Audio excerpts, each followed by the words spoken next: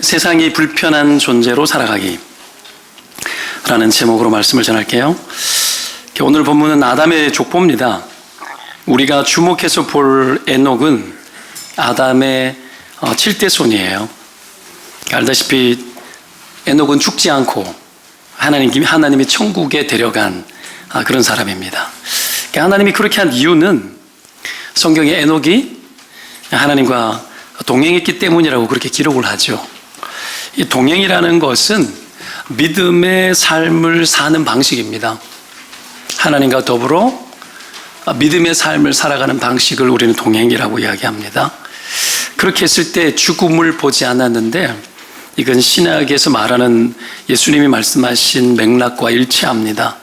요한복음 11장에 나를 믿는 자는 죽어도 살겠고 무릇 살아서 나를 믿는 자는 영원히 죽지 아니하리라. 믿음의 삶의 방식에 또 하나님과 동행하고 살아가는 자들은 죽지 않는다고 우리가 신앙 고백도 그렇게 하지 않습니까? 근데 이 에녹은 우리는 두 번 죽죠. 한 번은 죄에 죽고 한 번은 육신으로 죽죠. 그러나 구원 이후에 우리는 한 번만 죽습니다.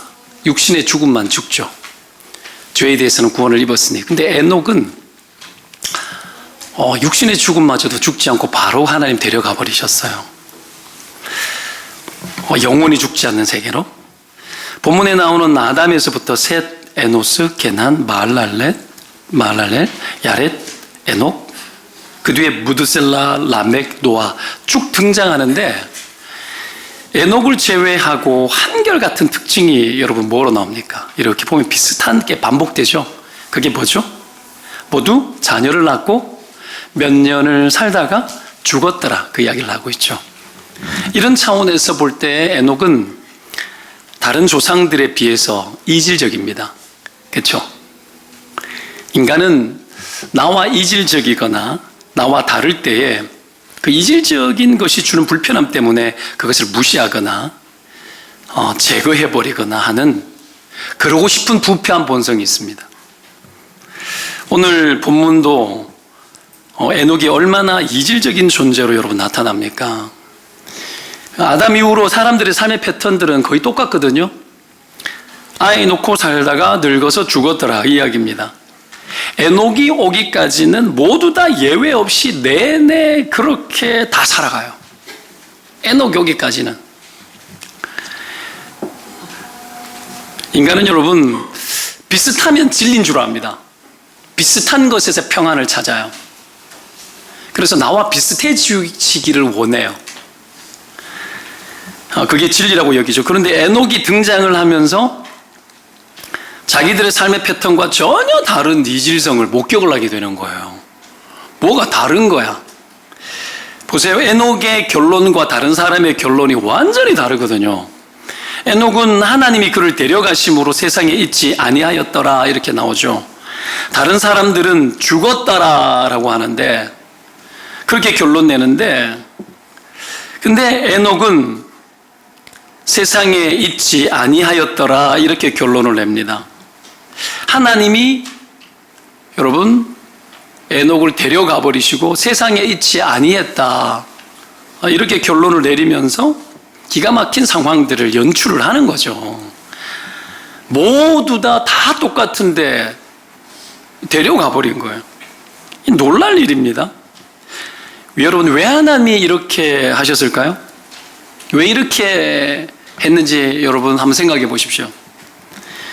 이건 여러분 에녹을 등장시켜서 기존에 멀쩡하다 여기고 진리라고 여기고 그렇게 살아가는 천편일률적인 이 삶을 선호하고 살아가는, 그것을 진리처럼 여기고 살아가는 삶에 충격을 주기 위해서 그렇게 하시는 거예요. 그리고 그런 삶을, 그렇게 살아가는 그 삶은 너희들 다시 재해석되어져야 될 삶이야, 이 말이에요. 에녹이 등장하면서 너희들의 삶이 다시 해석되어져야 돼. 그래서 여러분, 그저 편안하게 살다가 죽는 것 외에 다른 삶이 있다는 것에 대해서 생각도 안 했는데 보여주고 생각하게 하는 거야, 하나님이. 그러면서 이게 믿음의 삶을 사는 자의 모습이라는 겁니다. 여러분, 이 세상을 살아가는 인간의 삶의 방식이란 다 똑같아요. 너무 단조롭죠. 그건 이 세상에서 어떻게 하면 우리가 잘 살아갈 수 있는지를 궁리하는 겁니다.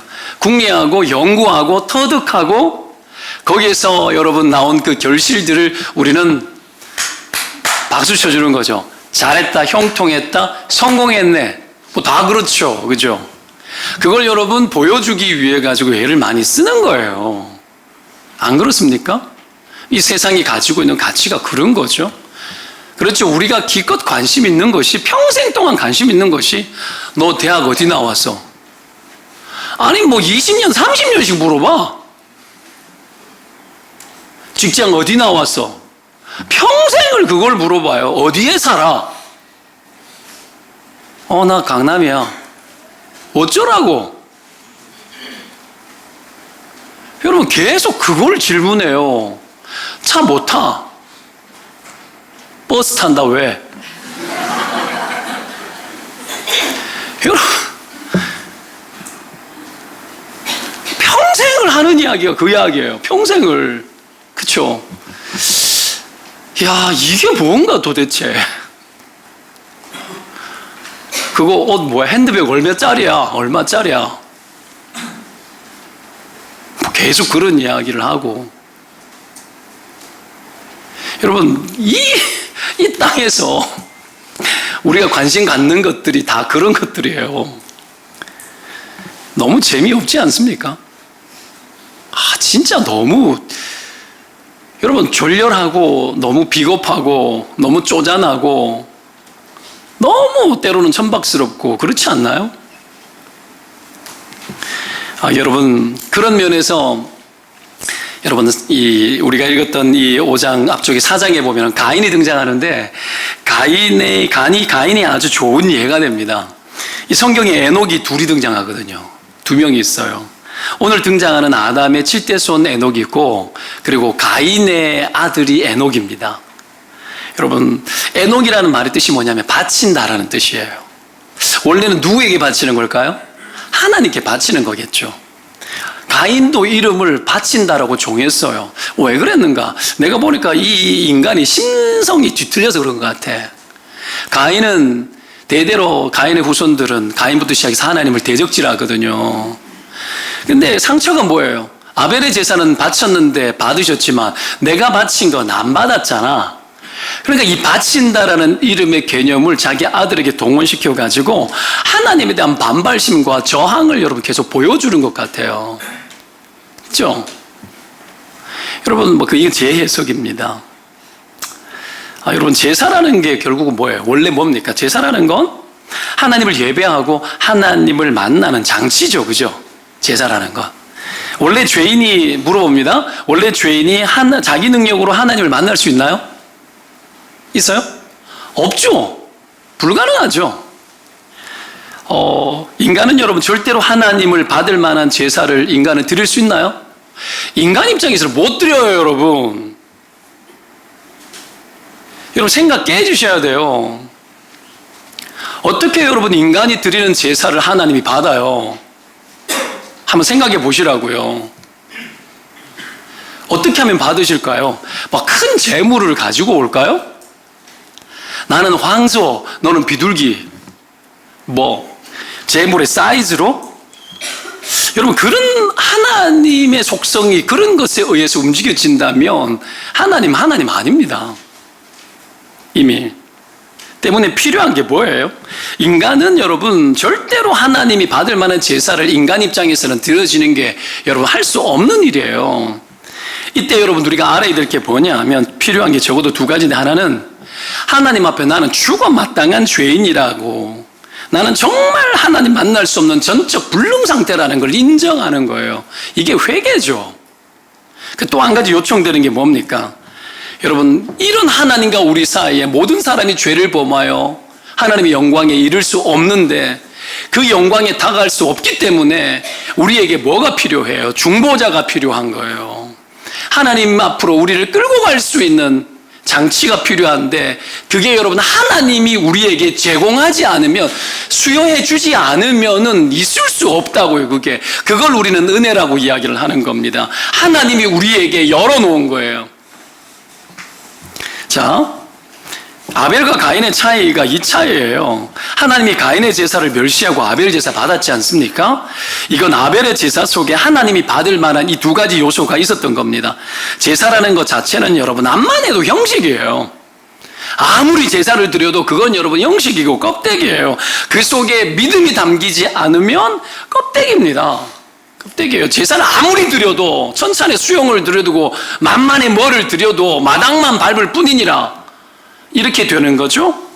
여러분 오늘도 예배 드리러 나왔지만 여러분 이 예배를 가능케 한 것이 뭐였죠? 예수가 죽지 않았으면 가능했습니까? 그리스도의 희생이 없었던들 우리가 여러분 주님을 찾기나 하고 주 앞에 나아가야 되는 방법을 우리가 얻지 않단 말입니까? 그러니 하나님 알지 못하는 자들은 전부 다 어디로 갑니까? 자기 의를 근거로 산으로 가고 들로 가는 거예요. 여러분 자기 의를 근거로. 그래서 여러분 지성이면 감천식 여러분 우상을 섬기는 거예요. 자, 때문에 여러분 제사라는 건 믿음이 담겨야 되는데 그 믿음이 뭐냐면 이 세상에 그리고 나에게 주님 구원자가 필요합니다. 정말 구원자가 필요합니다. 온 세상의 죄에 대해서 죽어주시고 하나님께 나아갈 수 있는 길을 열어주시는 주께서 우리 가운데 열어주신 그리스도의 희생이 필요합니다. 이걸로 사는 거예요. 이게 믿음이라고요, 여러분. 예수님 제발 오셔서 세상을 구원해 주십시오. 이게 여러분 구원 요청, 이 마음. 사랑하는 여러분, 하나님이 받으시는 제사는 우리의 제사에 죄의 고백이 있고 그리스도의 희생이 들어간 것, 주님이 받으시는 거는 여러분 그리스도의 희생을 근거하지 않으면 안 받아요. 받지 않습니다. 여러분 기도할 때 누구의 이름으로 기도합니까? 예수 그리스도의 이름으로. 그리스도께서 죽어서 이 기도가 되어지는 거예요. 그게 중보자가 하신 일이죠. 하나님이 받는 건, 하나님이 제일 기뻐하는 건 예수 그리스도의 죽음입니다. 그래서 그의 아들이 세례받아 온 세상의 죄를 다 짊어지실 때 하늘로부터 음성이 들리고 여러분 내 사랑하는 아들이다, 내가 너를 기뻐한다. 변화산에서 십자가 질 것을 요청하고 거기에서 십자가 질 것을 죽기를 각오할 때에 또 내 하나님의 음성이 들려서 내 사랑하는 아들이라 내가 너를 기뻐한다 그러는 거예요. 그래서 그리스도의 죽음을 그토록 기뻐 받으십니다. 찬송이 뭐죠? 찬양. 하나님의 아들 예수 그리스도의 죽음을 기뻐하는 게 찬양이라고. 이게 여러분 하나님이 우리 가운데 주신 은혜죠. 때문에 여러분 하나님이 받으시는 제사가 그리스도의 희생이라는 걸 기억해야 돼요. 그래서 성전의 모든 제사가 누구를 계셔요? 예수님. 양 때려 잡으면서 소 때려 잡으면서 여러분 비둘기 때려 잡으면서 여러분 누구 요청하는 거? 제발 주님 와주십시오. 이거 아니에요. 이거 여러분 성전은 그리스도의 몸이잖아요. 휘정이 그의 육체라 그랬잖아요. 그 지성소를 가로막고 있는 육체. 여러분 그의 몸을 찢어서 하나님과 우리 사이에 나아갈 수 있도록 열어놓은 중보자의 희생이 우리를 살게 한 거예요. 그것이 예배 속에 있어야 되고 그것이 우리의 오늘 이 제사 속에 있어야 되는 겁니다. 그래서 그걸 제일 기뻐해요. 그래서 누구를 기뻐하느냐? 예수 그리스도의 희생 외에는 나에게 그 어떤 것도 의미 없습니다. 이거 알고 고백하고 믿는 자의 고백을 제일 기뻐합니다. 믿으면 아멘. 여러분 예수의 피밖에 없네. 이게 그겁니다. 이게 그거예요. 이걸 여러분 하나님이 온 인류가 범죄한 직후에 바로 하나님께서 바로 구원 작정을 여러분 인간에게 선포하시죠. 아담이 죄 짓자마자 하나님의 구원 작정이 여러분 펼쳐집니다. 창세기 3장 15절에 내가 너로 여자와 원수가 되게 하고 내 후손도 여자의 후손과 원수가 되게 하리니 여자의 후손은 내 머리를 상하게 할 것이요 너는 그의 발꿈치를 상하게 할 것이니라 이렇게 이야기하죠. 하나님 인류 타락과 함께 인류 구원을 여러분 선포하는 겁니다. 이 뱀에게 그렇게 이야기하는 거예요. 인간의 구원 아이디어는 인간에게서 나오지 않습니다. 없습니다. 인간이 제시하는 건 애초부터 불가능합니다. 때문에 하나님께 나아가는데 내가 제안하는 하나님 앞에 나오는 방식을 하나님 받지 않습니다. 절대로요. 그거 아니에요. 우리가 이번 주 한 주간 아무리 잘 살아도 예수의 십자가와 그의 은혜와 그의 피가 여러분 그 피를 지나가지 않고 보혈을 지나가지 않으면 여러분 예배 안 받습니다. 안 받아요. 착각하면 곤란한 이야기입니다. 여러분 그리스도 희생, 그의 죽음이 나를 이 자리에 있게 했다라는 여러분 하나님의 그 은혜 앞에 깊이 잠기시기를 주의 이름으로 축원드립니다. 이건 하나님의 지혜와 구원은 하나님의 아이디어일 때만 유효한 거고 그게 십자가입니다. 그래서 고린도전서의 십자가는 여러분 하나님의 지혜라고 이야기를 하는 거예요. 십자가에 죽은 예수 그리스도 그것만 우리에게 유효합니다. 때문에 아담의 범죄 이후로 그 후손과 온 인류는 여러분 여자의 후손된 그리스도가 제발 와서 십자가의 죽음으로 죄를 처리하고 부활로 뱀의 머리를 밟아 사망 권세를 이겨달라는 이 요청 속에서 끊임없이 살아가야만 했고 그것을 제사로 드리는 거예요.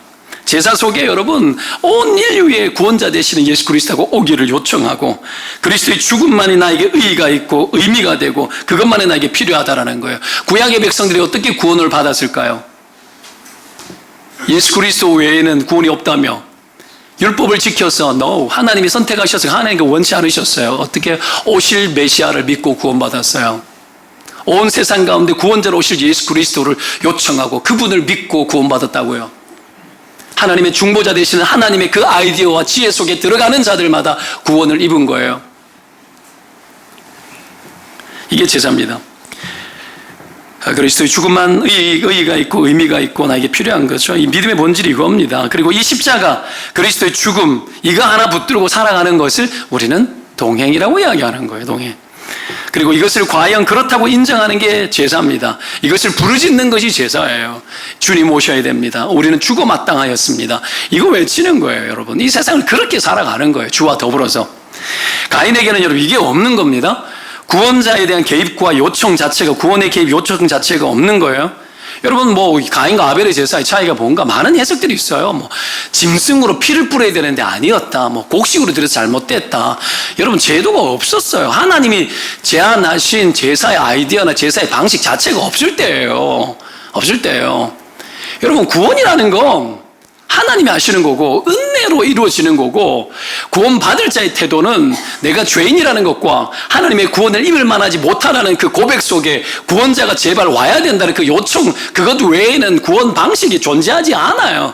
이때도 그랬어요. 그래서 죄 짓자마자 하나님이 구원의 방식에 대해서 여러분 뱀에 대한 이야기를 하고 여자의 후손에 대한 이야기를 바로 선언하는 겁니다. 이걸 그들은 알았어요. 역사 속에서 하나님이 끊임없이 계시하신 겁니다. 제사는 있고 제물은 있는데 여러분 거기에 메시아의 죽음이 없는 거예요. 하나님의 구원을 위해서 여러분 산 제물되어 이 죽어 제물되어져야 되는 여러분 중보자 예수 그리스도에 대한 구원의 요청이 그 안에 없는 겁니다. 그러니까 이 가인의 믿음이 안 통하는 거죠. 이 가인계의 전형적인 특징입니다. 그러니까 세상이 다 원하는 게 이거예요. 가인 정신. 가인의 정신으로 잘 살아보자. 이것이 보편적이기를 원하는 거죠. 이 보편성을 깨뜨리는 이 이질적인 인간이 오늘 나타났어요. 에녹이에요. 이 이질적인 인간이 하나 나타났는데 그게 아벨인 거예요. 그래서 어떡합니까? 아벨을 죽인 거예요. 이 핍박받고 여러분 이질적인 삶을 살아 세상으로 하여금 불편하게 만들어내는 그 삶의 방식을 취하는 동행하는 삶을 사는 게 그리스도인입니다. 세상을 끊임없이 괴롭히고 불편하게 만드는 거죠. 그래서 세상이 제거하려고 하는 거예요. 기독교를 말살하고 제거하려고 하는 겁니다. 기독교의 정신을 제거하는 겁니다. 동성애를 퍼뜨리고 여러분 온 세상에 다원주의 말이 다원주의지 하나님 빼고는 뭐든지 믿어도 좋다 이거 아닙니까? 아주 마귀짓을 하고 있는 거지. 마귀짓을 거기에 또 쓸려서 고상하게 빠져가지고 그게 맞다고 동의하고 그렇지 우리가 너무 그렇게 하면 안 돼 이렇게 막 살아가요. 여러분 근원적으로 우리의 삶이 어떤 존재인지에 대해서 하나님 앞에 알아야 됩니다. 그러니 여러분 가인이 아벨을 죽이고 하나님이 들어설 자리를 빠뜨려 버리는 거죠. 그래서 모든 결론을 인간이 내리고 자기 방식대로 다 살아가는 겁니다. 가인이 결국 여러분 이 정신을 근거로 아들을 낳아서 이름을 에녹이라고 붙이는 거죠. 그죠? 에녹이라고 짓고요. 그리고 성을 샀죠. 성을 사가지고 이름을 가인이라 안 붙이고 에녹이라 붙이잖아요. 좀 이상하지 않아요? 가인성 붙이면 더 좋잖아. 에녹이라 붙여서 에녹에게 그 성을 바쳐버려요. 에녹에게. 자, 왜 그랬는지를 지금부터 설명합니다. 성이라는 건 도시를 의미하죠. 그죠? 저마다 성에 이름을 내겁니다. 이름을 걸고, 이름을 내건다는 건 이 도시, 에녹이라는 이름을 걸었다는 건 이 도시는 에녹의 정신과 계시로 유지된다는 거예요. 근데 에녹의 이름을 가인이 성을 쌓고 가인이 붙였다는 건 실상은 에녹이라고, 표면적으로는 에녹이라고 나오지만 그 실상은 가인이 지배하는, 가인의 계시가 에녹을 통해서 통하는 그런 성이라는 거예요. 가인의 계시. 가인의 계열이 추구하는 게 뭐냐면 이 땅이 전부라는 사상이에요. 땅에 바운더리를 만드는 거죠. 성을 쌓는 거예요. 그죠? 나의 경계를 만들어서 나의 세계를 만들어내는 겁니다. 추구하는 거예요. 여러분, 이 땅이 전부라는 사상이죠. 그리고 저마다 자기 이름을 걸고 그 성에 여러분 자기 계시를 담아요. 그리고 성을 쌓고 힘을 길러내어서 자기의 방식들을 끊임없이 그 성에서 이루어 나가는 그런 방식을 채택을 합니다. 인간의 눈에는 그게 전부인 것처럼 보이죠. 이 세계가 너무 좋아 보이죠. 그러나 가인의 계열은 여러분 성을 쌓는데 아담 계열은 그렇게 하지 않죠. 아담의 계열은 여러분 성을 안 쌓아요. 바벨탑 쌓잖아요, 사람들이. 나중에 여러분 아담 후손에서 나오는 여러분 이 가인 계열이 여러분 함의 계통으로 결국 또 가는 겁니다. 그들이 여러분 또 성 쌓아요. 자기 이름을 걸죠. 우리가 우리의 이름을 내고 바벨탑 쌓죠. 그때 여러분 노아가 뭐 합니까? 여러분 그 이전이지만 노아는 성 쌓지 않고 방주 만들죠. 아브라함 뭐 하죠? 판벽한 집을 만듭니까? 아브라함은 여러분 히브리서에 보면은 이삭과 야곱과 더불어서 장막에 거했다고 나옵니다. 성 쌓지 않습니다. 저 바랄 성을 바라봤기 때문에, 하늘의 성을 바라봤기 때문에 그렇게 나와요. 이게 믿음의 삶을 취하는 방식이죠. 여러분 이 계통이 이 아담의 여러분 후손 아브라함의 계통, 믿음의 계열들이 끊임없이 추구하는 삶의 방식이고 하나님과 동행하는 방식인 거죠. 방어막이 없어요. 하나님이 방어하시기 때문에. 형통, 이 세상에 땅에서 형통 찾지 않아요. 주와 동행함, 하나님의 뜻을 성취하는 것을 형통이라 여겨요. 완전히 다른 삶을 살아가는 거죠. 보여줄 것이 별로 없어요. 내 이름을 걸고 보여줄 게 별로 없어요, 여러분. 자, 놀랍게도 이 세상 모든 사람들은 거의 똑같습니다. 이 땅의 세계를 유업으로 받는 것을 최고로 여기죠. 그래서 부모가 하는 일이 뭐예요? 이제부터 이제 이 해석 들어가는 거예요. 왜 가인이 아벨에게 이렇게 했는가? 해석 들어가는 겁니다. 가인이 이 에녹에게 그렇게 했는지 해석 들어갑니다. 부모가, 여러분 보십시오. 부모가 자기가 가진 것을 자식의 이름으로 나중에 유산을 주고 명의를 넘겨주고 주죠. 그리고 내 자녀의 세계가 여러분 영원하기를 원합니다. 든든하기를 원하죠. 이런 가인의 속성에서 사람들은 절대로 떠나려고 하지 않습니다. 자녀의 세계가 영원하도록 도와주고 싶어 하죠. 여기서 안 떠나요. 갈수록 발전시키려고 애를 씁니다. 이런 가인의 탐욕이 아들의 이름을 에녹이라 지어서 성을 만들어서는 여러분 그 성을 에녹에게 바쳐버려요. 에녹에게. 그리고 그 세계를 발전시키는데 그렇게 하는 이유가 뭐냐면 자녀들에게 선택권을 주지 않기 위해서 그렇게 하는 거예요. 에녹에게 선택권을 주지 않기 위해서. 부모가 생각하는 이 세상을 살아가는 방식과 여러분 이 세상에서 흔히 세상이 원하는 성공이라는 개념을 여러분 자녀가 바꾸기를 원치 않아요. 그래서 아이에게 성을 만들어 에녹이라는 이름을 주어서 여러분 부모의 생각대로 네 인생이 살았으면 좋겠다라는 그 여망들을 아이에게 에녹에게 주는 것으로 보상해 주는 거예요. 보상해주고 나의 가치와 나의 세계감과 하나님을 대적질하는 이 삶의 방식들을 끝까지 견고하게 붙들고 살도록 대적질을 계속하는 거죠. 이거 부모가 자녀들에게 하는 아주 나쁜 것 중에 하나예요. 우리가 이런 부모 되면 안 되죠. 그렇죠? 부모가 자녀의 삶에 끊임없이 하나님 나의 방식을 채택하도록 원해요. 이게 나타나는 현상이 뭡니까? 흔히 요즘은 좀 덜 그런 이야기가 덜 이슈가 되고 워낙 보편화됐으니까 옛날에 어떡합니까? 시험 때가 되면은 교회 가지 마. 이거 아니에요, 이거. 바쁠 때는 교회 대충 다녀. 이거 아니에요. 그죠? 부모의 간섭이 하나님을 가로막는 거예요. 부모가 여러분 자녀에게 보상을 줘요. 내가 이거 해줄게. 그러고는 어떡합니까? 그 보상을 주고 하나님이 아닌 다른 것으로 아이가 살아가는 하나님을 되적질하는 가인의 계열의 삶을 결코 포기하지 못하도록 아예 지배해버리는 거예요. 이름은 누가 짓죠? 부모가 짓죠. 내가 누구인지를 보여주는 게 이름 아닙니까? 부모가 짓습니다. 부모가 이름에 여러분 개입해 들어갑니다. 그래서 자녀들 안에서 부모가 영생하고 싶어 합니다. 이 세상의 방식으로 쌓아 올린 부모의 영광, 이 영광이 결코 허물어지는 것을 원치 않습니다.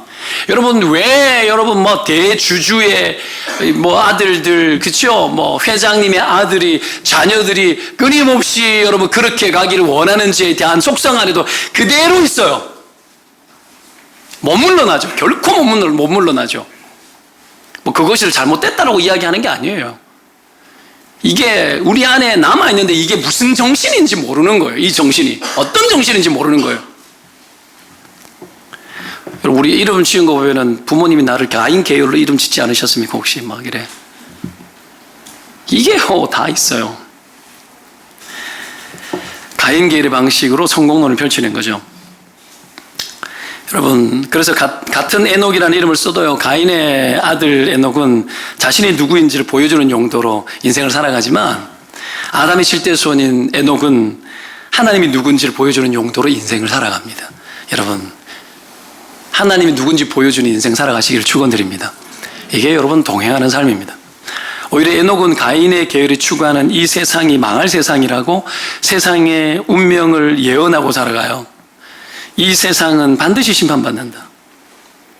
여러분, 그러면서 하나님과 동행하는 겁니다. 그랬더니 하나님이 에녹을 데리고 가버렸어요. 땅에서 영원하길 원하는 것이 허구라는 것을 데려가시는 걸 통해 가지고 만천하에 다 드러내버려요. 데려가 버리는 걸 통해서 땅이 영원하지 않다라는 걸 보여줍니다. 믿음이 아닌 방식들이 영원하지 않다라는 걸 만천하에 하나님 보여줘 버려요. 그래서 골로새서 3장 2절 말씀에는 위의 것을 생각하고 땅의 것 생각하지 말라 그래요. 이는 너희가 죽었대요. 너희가 죽었고 너희 생명이 그리스도와 함께 하나님 안에 감추었습니다. 이렇게 나옵니다. 신자의 삶은 하나님 안에 감추어져 있는 삶이에요. 여러분, 그것이 비밀스러운 삶이 우리 안에 실현되어지는 것을 여러분 마땅히 여기고 살아가는 게 여러분 믿음입니다. 세상에 대해서 우리가 죽었어요. 그래서 여러분, 에녹처럼 하나님과 동행하면서 하나님이 데리고 가는 인생, 인도하는 인생, 여러분 그 인생을 우리가 오히려 요청해야 되는 거죠. 그래서 에녹이 여러분 이 세상 사는 동안에 계속해서 세상은 망한다고 외칩니다. 니느웨 망한다고 요나가 외쳤는 것처럼 외치는 거예요. 노아가 산꼭대기에 여러분 방주 만들면서 외쳐댄 거하고 똑같은 겁니다. 이 세상 끝난다. 이 땅 다가 아니다. 허구야. 이 세상은 허구야. 너희들이 말하고 있는 그 성공 안에는 성공이 없어 말하는 거죠. 이게 여러분 신자의 삶이고 동행인데, 그러면 에녹이 과연 이것을 예언하고 정말 외쳤느냐? 외쳤어요. 유다서에 보면 나와요. 이 유다라 하면 가론 유다가 아니라는 걸 아시기 바랍니다. 신약에 유다서가 있다라는 거 혹시 모르는 분들은 오늘 아시기를 바라고, 유다서는 한 장으로 구성되어져 있고, 유다서 그 장수의 14절과 16절이 나오는데 세 절 말씀이 나와요. 읽어드릴게요. 아담의 7대손 에녹이 이 사람들에 대하여 예언하여 이르되, 보라, 주께서 그 수만의 거룩한 자와 함께 임하셨나니 이는 무사람을 심판하사 모든 경건하지 않는 자가 경건하지 않게 행한 모든 경건하지 않은 일과 또 경건하지 않는 죄인들이 주를 거슬러 한 모든 완악한 말로 말미암아 그들을 정죄하려 하심이라 하였느니라. 이 사람들은 원망하는 자며 불만을 토하는 자며 그 정욕대로 행하는 자라. 그 입으로 자랑하는 말을 하며 이익을 위하여 아첨하느니라. 에녹이 여러분 이 사람들에 대하여서 예언하여 이르되라고 이야기합니다. 에녹이 예언했어요. 에녹은 여러분 예언자입니다. 무엇을 예언했느냐? 세상의 운명에 대해서 이야기해요. 예언합니다. 망한다. 세상은 심판받는다. 무사람을 심판하사 모든 경건하지 않는 자의 경건하지 않게 행한 모든 경건하지 않는 일과 경건하지 않는 죄인들이 줄을 거슬러 모든 완악한 말로 말미암아 그들을 정죄하려 하심이라. 다 정죄해버리는 거예요. 이게 세상이 취한 운명입니다. 노아의 방주를 만들어 세상이 취한 운명을 보여준 거예요. 아벨이 이거 외친 겁니다. 지금 여러분 에녹이 이거 외친 거예요. 세상의 끝과 운명을 외친 겁니다. 히브리서 11장 4절에 보면 여러분 아벨의 이야기가 나오는데 이렇게 나옵니다. 믿음으로 아벨은 가인보다 더 나은 제사를 하나님께 드림으로 의로운 자라 하시는 증거를 얻었으니 하나님이 그 예물에 대하여 증언하심이라. 그가 죽었으나 그 믿음으로써 지금도 말하느니라. 아벨이 여러분 의로운 자라 하는 증거를 얻게 됐는데 예물이에요. 예물. 그 예물인데 그게 그냥 양이 아닙니다. 의라는 것은 양 바쳤다고 되는 게 아니에요. 제물 바쳤다고 의가 나옵니까? 그게 아니에요. 하나님이 아벨의 예물에 대해서 증언을 해줬대요. 뭘 증언해 줬는가? 아벨의 예물의 핵심 안에 뭐가 있냐면 온 인류의 죽음이 담겨 있는 거예요. 그거 봤다라는 거예요. 아까 이야기했던 거.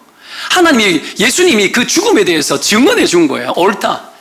너의 죽음이, 너의 그 제사가 온 인류의 구원자가 와야 되는 그리스도의 죽음을 보여준다라는 그 요청함이 아벨에게 있었고 하나님이 그걸 증언해 준 거예요. 그래서 그걸 기뻐 받으셨대요.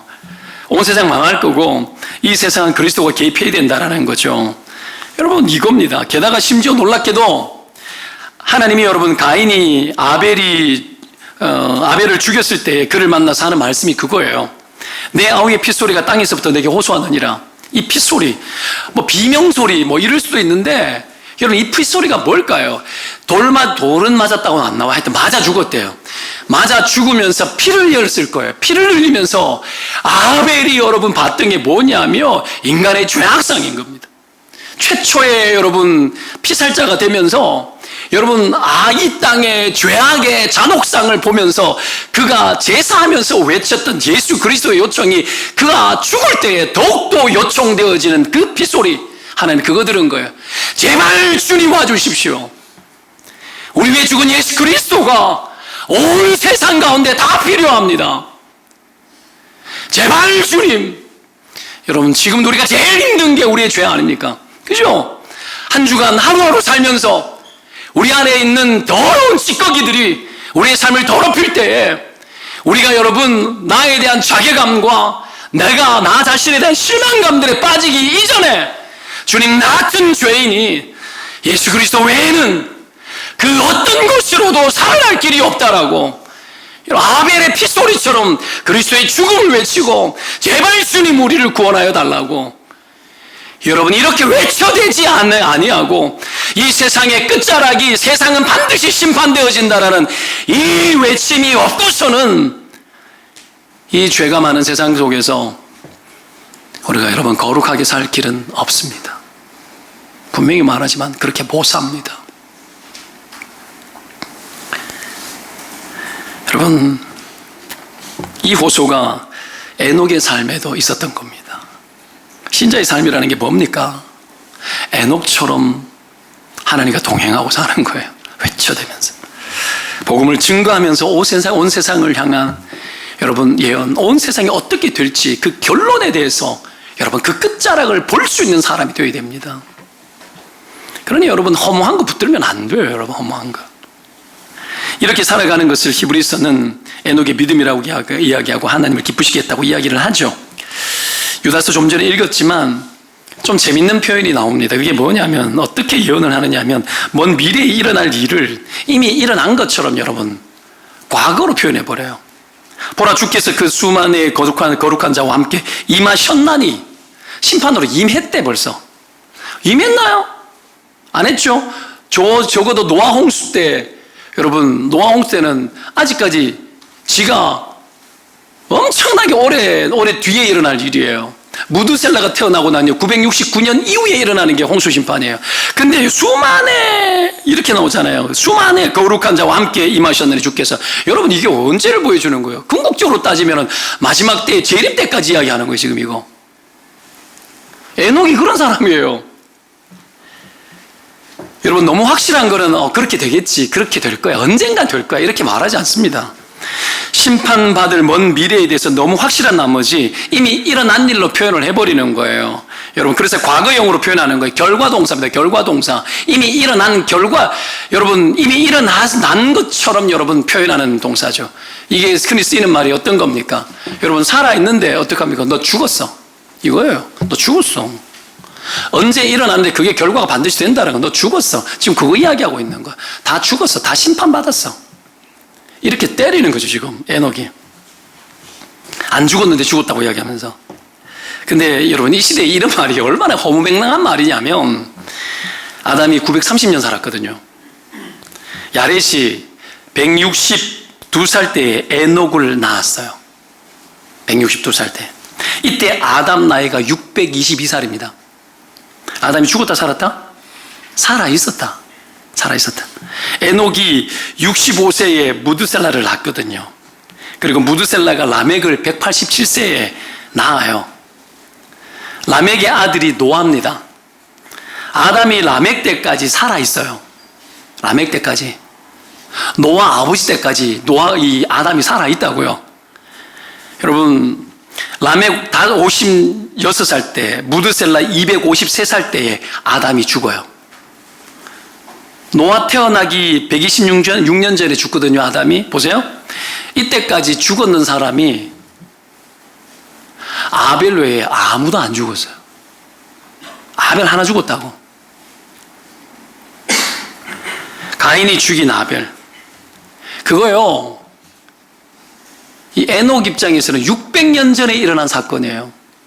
600년 전에 한 사람 죽고 아무도 안 죽었어. 그것도 600년 전에 죽은 이야기를 아담이 살아있으니까 아담이 이야기해 준 거야. 라멕 때에 아담 후손들 셋, 에노스, 게난, 마할랄렐, 야렛까지 다 살아있었어요. 그런데 심판받는다고 선언하는 것이 얼마나 허무맹랑합니까? 심판? 뭔 심판이에요? 이때가 여러분 가인 계열의 사람들이 죄가 극악할 때였거든요. 노아 때 보면 알잖아요. 가득할 때 막 점점 차오를 때였거든요. 근데 아무도 안 죽어. 하나님이 그때마다 팍팍 죽여버리면 놀라가지고 정신 차릴 텐데, 죄가 가득한데 하나님 손 안 대요. 안 죽어. 아무도 안 죽어. 900년씩 살면서 죽음을 본 적이 없어. 죽은 사람을 본 적이 없어. 근데 심판을 해요? 죽는다? 말이 안 되죠. 말이 안 되죠.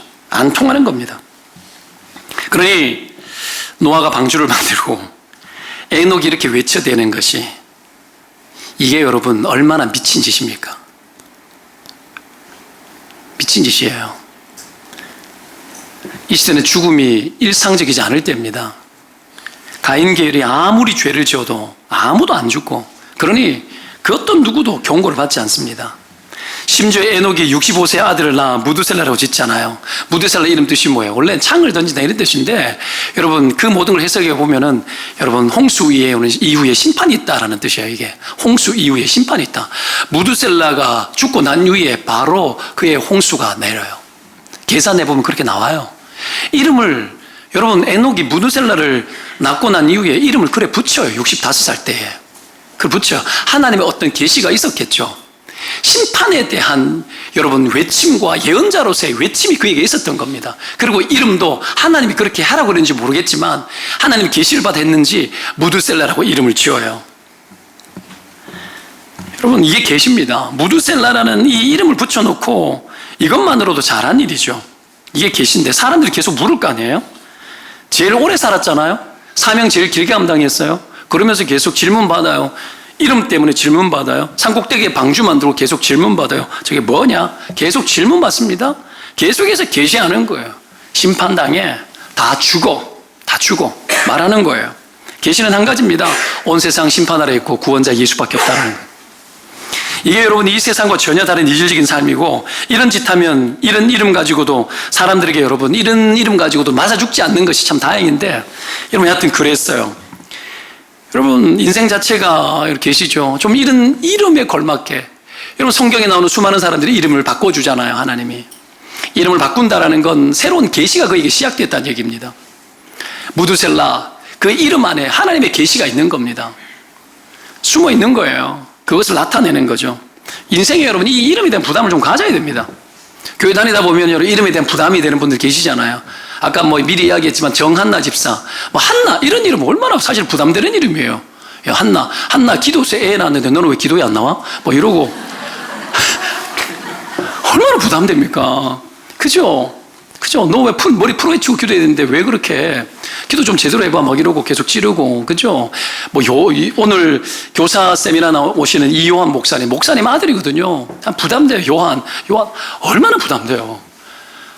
요한 뭐 사무엘도 있고 우리 교회에 막 부담되는 거죠. 와, 이 부담감을 안고 사는 거예요. 이걸 나쁘게만 보면 안 돼요. 그것 때문에 망하지 않을 수 있어요. 그것 때문에 영영 못 돌아올 길로 안 갈 수 있는 겁니다. 그것 때문에 하나님의 부담감을 안고 살아가는 그 이유만으로 하나님이 귀히 여겨요. 그것 때문에 하나님 계셔야 되잖아. 한나가 성경에 나와. 누구야? 사무엘 이야기하고, 사무엘이 누군지 알아? 이야기하고, 다윗을 기름 부은 그런 선지자인데 막 이야기 막 나오는 거예요. 기적의 인물이라고. 임신불능의 상태에서 이게 다 계시. 여러분, 이런 삶을 하나님이 살도록 하는 거죠. 하나님 고마워하죠. 그 이름 가지고 살아가는 것만으로도 고마워합니다. 그러니 여러분, 내가 뭐 목사 자녀고 내가 뭐 이름이 그랬고 부모 원망하지 마요. 부모 원망하지 마십시오. 내 이름 자체가 계신데 하나님 앞에 쓰임받는 용도인데 제대로 쓰임받아야 되겠다 이렇게 생각하면 하나님 축복해 줄 거 아니에요. 상처 속에 얼룩져 살지 말고. 여러분, 제발 좀 하나님 앞에서 복음이 뭔데요? 이전 것을 다 지나가게 하고 우리 가운데 새롭게 하는 게 복음인데 그것 거기에 매어 달려가지고 계속해서 인생을 곱씹고 그렇게 살면 안 되겠죠, 여러분. 이유 불문하고 하나님 쓰십니다. 하나님의 어떤 계시를 짊어지는 인생이 되는 거죠. 고등학교 때 요한이가 또 하나 있었어요. 요한 또 하나 있었는데 목사 아들인데 근데 막 얼마나 저질스러운 이야기를 많이 하는지. 그냥 거기는 그죠? 가면은 막 인기가 많아요. 가방 안에 빨간 책도 넣어오고 막 세상에 있는 온갖 이야기를 이 목사 아들이었던 이 요한이가 만물상회해요. 다 풀어줘요. 인생을 배우기를 원하는 모든 아이들이 그 주변에서 미리 다 경험하고 터득해요. 지금은 그러지 않겠죠. 여러분, 참 우리의 생애가 하나님이 개입되도록, 하나님의 계시가 반영되도록 살아가는 생애가 되시기를 주의 이름으로 축원드립니다. 이름은 에녹인데 가인 정신으로 살아가면 안 되는 거예요. 여러분, 제일 훌륭한 사람이 누굽니까? 세상의 끝을 보여주는 사람이에요. 잠시 잠깐 오늘을 사는데도 이것이 영원한 세계가 아니라는 걸 보여주는 사람입니다. 그때 에녹이, 여러분 보십시오. 주님 만날 날 보여주는데 이 세상이 심판 아래 있다라는 이런 차원의 삶을 에녹처럼 사는 거예요. 무드셀라. 이 말씀 준비하면서 좀 감동이 됐는 게, 무드셀라 성경이 제일 오래 살았거든요. 그죠? 왜 오래 살았겠어요? 인간적인 입장에서 생각해 볼게요. 자기가 죽으면 세상이 어떻게 되기 때문에, 심판받기 때문에 목숨 걸고 사는 거예요. 그 계시성이 이 세상 가운데 더욱더 자기를 향한 하나님의 계시가 더욱더 이 세상 가운데 선포되어지기를 원하는 마음 때문에 한 100년은 더 살았지 않을까. 그냥 그건 제 생각입니다. 제 생각입니다. 여러분, 그게 신자에게 주어져 있는 부담감입니다. 세상의 끝을 보여주는 삶. 여러분, 이때 하나님이 가인의 계열의 부패가 절정에 이를 때에 여러분, 에녹이 태어나고 무드셀라가 태어나서 세상에 여러분 복음의 불씨가 되고 온 세상에 하나님을 보도록 만들어내는 그 일에 쓰임받는 존재로 살아가게 되어지는 겁니다. 사랑하는 여러분, 하나님과 동행하는 삶이 되시기를 주의 이름으로 축원드립니다.